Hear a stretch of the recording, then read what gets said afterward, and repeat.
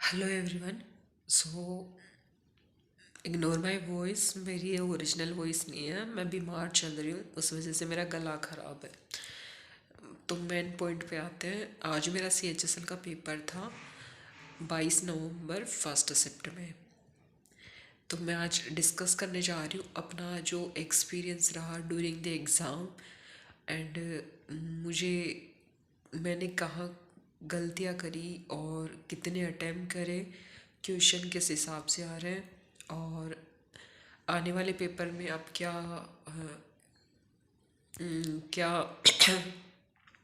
अपने हिसाब से देख सकते हैं।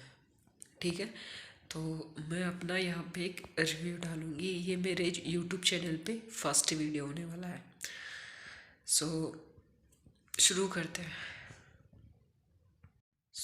मैंने क्वेश्चन अटैम्प्ट करे 88 और पहला जो पोर्शन मैंने सोल्व करा वो था रीजनिंग, देन मेरी English, then GK, then maths. फिर मैं जो मार्क फॉर रिव्यूज़ के लिए थे क्वेश्चंस उनको किया मैंने। और जो मैंने क्वेश्चंस हर सेक्शन में अटैम्प्ट करे वो ये है कि रीजनिंग में मैंने 25, इंग्लिश में मैंने 25, जीके में मैंने 17 और मैथ्स में मैंने 21 करे।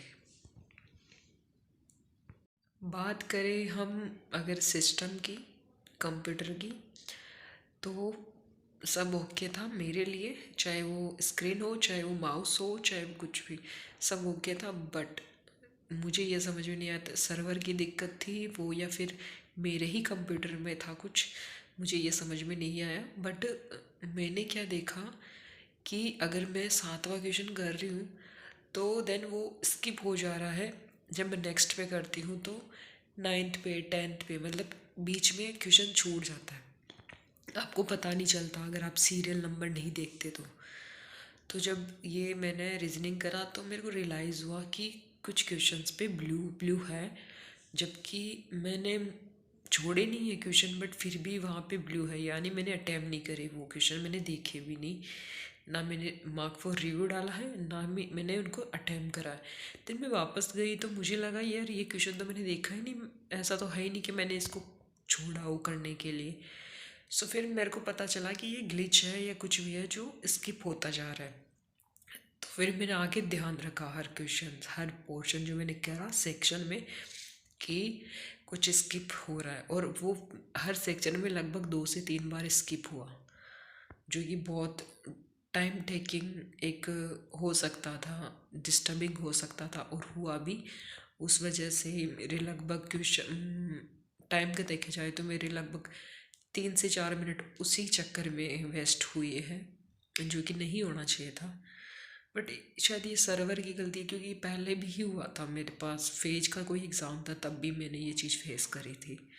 बट फिर आके तो मैंने ये करा कि मैं सीरियल नंबर देख के क्वेश्चन सॉल्व करने लगी कि 7th है, अब 8th होगा, अब 9th होगा, अब 10th होगा। अगर नहीं करते तो पता ही नहीं चलता कि अपन क्वेश्चंस पीछे स्किप करके आ चुके हैं।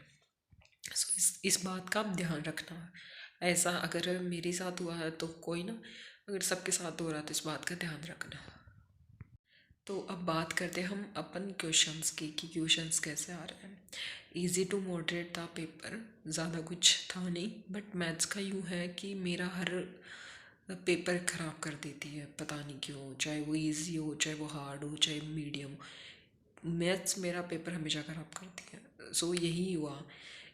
25 क्वेश्चन में से 10 क्वेश्चन ऐसे थे जिनमें पेन चलाने की ज़रूरत नहीं है, बट मैं चला रही थी और डुएबल थे, जबकि मैंने कर भी दिए थे वो इजीली। 10 क्वेश्चन थे थोड़े से एक मीडियम लेवल के, 5 क्वेश्चन थे थोड़े से एक लेंथी थे। तो ओवरऑल फिर भी मैंने 21 करे, जबकि 25 के 25 डुएबल थे, मैं कर सकती थी, टाइम भी था। बट मैं बैफल हो जाती हूँ, पता नहीं क्यों, उस वजह से मेरे क्वेश्चंस रह ही जाते हैं, मतलब वहाँ पे चीज़ें क्लिक नहीं होती है, टाइम का इशू हो जाता है। शायद मैं टाइम ज़्यादा देती हूँ, प्रैक्टिस नहीं है मेरी, इस वजह से। तो 21 आउट ऑफ 25 जब पेपर ईजी हो तो अच्छी बात नहीं है, क्योंकि वहीं पे अपन प्लस पॉइंट लेते हैं और वहीं पे अपन अपना प्लस पॉइंट खो दे रहे हैं, तो फिर मतलब नहीं है। क्योंकि जीके का पता नहीं होता, इंग्लिश भी लगभग ऐसी होती है कि पता नहीं होता। रीजनिंग सबकी अच्छी होती है, फिर मतलब नहीं रह जाता। सो मैं ये कहूँगी कि जब टाइम है तो उसको यूटिलाइज करना चाहिए, और वीक सेक्शन है तो उसको स्ट्रॉन्ग बनाने की ज़रूरत है ही। खैर वो सब जानते हैं। सेक्शन वाइज अगर हम बात कर ही रहे हैं तो हम इंग्लिश की बात कर लेते हैं। इंग्लिश तो मॉडरेट कह सकते, पैसेज इजी था, बहुत इजी था। और कुछ ट्रिकी क्वेश्चंस ऐसे थे कि जैसे कि एरर वाले मान लो पकड़ में नहीं आ रहे थे, स्पेलिंग्स के थे कुछ क्वेश्चंस। पैसिव इनडायरेक्ट डायरेक्ट भी बहुत थे। ओवरऑल पेपर इजी था, बट ये है कि पढ़ने वाले कर सकते हैं आराम से। रिवीजन होना अगर होता मेरा तो इसमें पेपर में बहुत अच्छा कर सकती थी।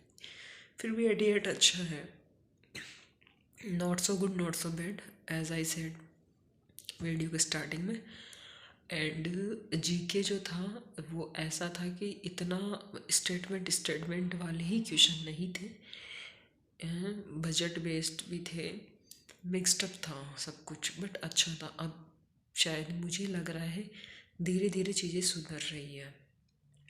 क्वेश्चंस हो चाहे वो क्या, मतलब कुछ भी उठा के पूछ नहीं ले रहे हैं। अब थोड़ा जाके टीसीएस जैसा पैटर्न लग रहा है, और अच्छा भी लग रहा है कि क्वेश्चंस का तरीका अब बदल गया है पहले से, सीजीएल के मुताबिक या फेज के मुताबिक काफ़ी अच्छा सुधार हुआ है।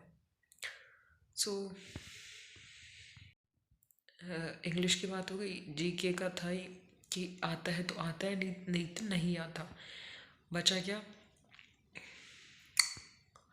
रीजनिंग भी क्वेश्चंस ठीक थे, मतलब इजी थे।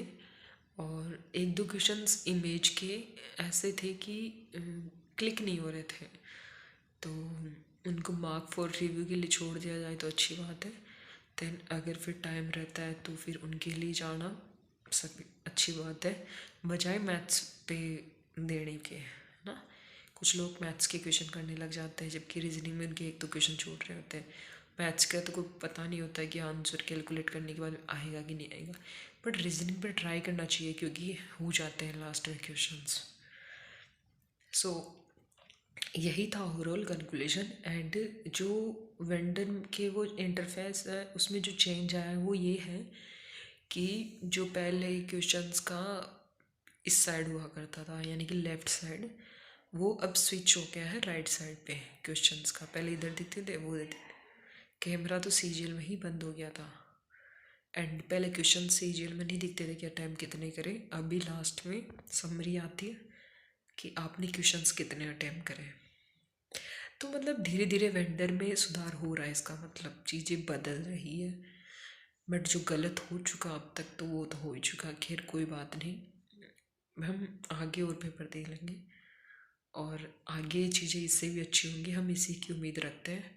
So best of luck for your exams, and preparation जारी रखिए और टच में रहिए। ठीक है, बाय बाय।